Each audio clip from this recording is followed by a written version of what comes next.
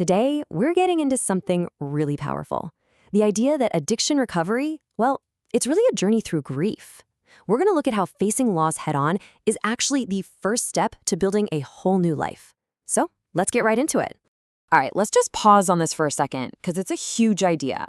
What if recovery isn't just about the thing you're giving up? What if it's really about everything you've already lost? You see, just that one little shift in perspective, it's the key that unlocks this entire story.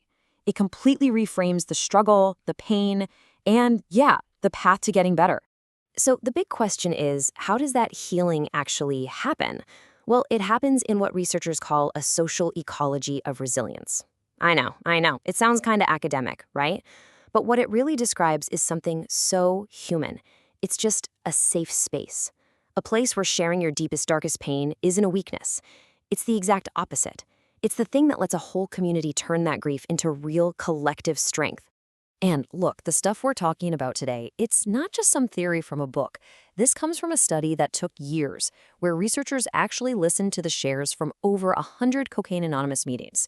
So what we're getting is a totally unfiltered look right into the heart of recovery, from the people who are actually living it day in and day out. Okay, so this leads us to our first big idea here. This link between grief and recovery, it's about so much more than just not using. See, what the research shows is that for so many people, when you get clean, it's like the anesthetic just wears off. All the noise that was drowning everything out, it stops. And in that sudden quiet, all the unresolved grief from your past just comes flooding in. You're not just quitting a substance, you're finally having to face everything you were using it to run away from. And that's where the real work starts. So what does this grief actually sound like? In their own words. The study found 5 major themes of loss that just kept coming up over and over again. It really shows you the incredible weight of the past these folks were carrying. And you can see the breakdown pretty clearly right here. The biggest piece of the pie, over a third of it, was grief for prior impossible lives. We'll get into what that means. Then you have the incredible pain around parenting, the specific trauma of overdose, and the deep, deep sorrow for loved ones. So let's actually hear what these stories sound like. Yeah, this was the big one, the most common kind of grief. The one you'd hear in room after room was for the life that could have been. Mourning the person they thought they were going to be. Just listen to this from a guy named Averill. He was about a month away from being released from prison. He's not just sad about what he did, he's grieving the death of a dream. That come up he talks about, that life of success he always imagined for himself, it all just fell apart into what he calls too many maybes. It's just this raw, heartbreaking grief for a future that just didn't happen. All right, let's talk about the next theme. And this one, man, it carries a ton of emotional weight. It's all about the really complicated and painful grief tied to being a parent while you're in recovery. This is from a woman named Lauren. Her kids were in state custody. And when you hear her talk, you can tell this isn't just sadness. It's a fight. It's as active, agonizing grief. Her entire identity as a mother is being questioned, right at the very moment she's fighting tooth and nail to build a new, sober life that's good enough for her kids. And then there's the most acute, the most devastating kind of grief that you'd hear in these meetings, the actual physical death of someone you love. That was a man named Roman. He was homeless, brand new to the city, and had just learned that his son had been killed. Honestly, there's not much more to say. The researchers themselves noted that after he spoke, the entire room just fell into this long, profound, respectful silence.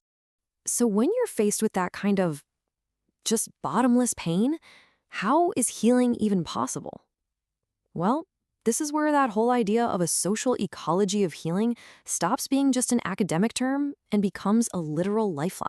So these specific meetings were actually called either-or meetings, a constant daily reminder of the choice, recovery or relapse. And in those rooms, sharing that kind of raw, vulnerable truth, it wasn't just tolerated. It was the source of the group's power. It's like vulnerability itself becomes the foundation for trust and for real empathy. And from that shared trust, something pretty incredible starts to happen.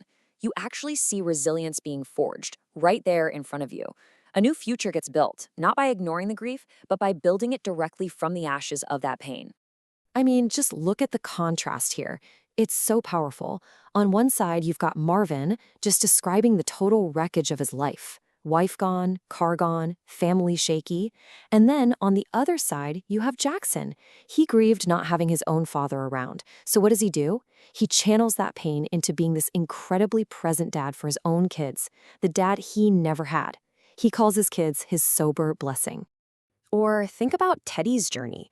This guy was a Vietnam vet. For decades, he carried the trauma of war and the grief for his buddies who didn't make it back, and he numbed it all with drugs. And then, in his 60s, he goes to nursing school. His entire career becomes this living act of service, a way to heal other people, and in doing that, to finally heal himself.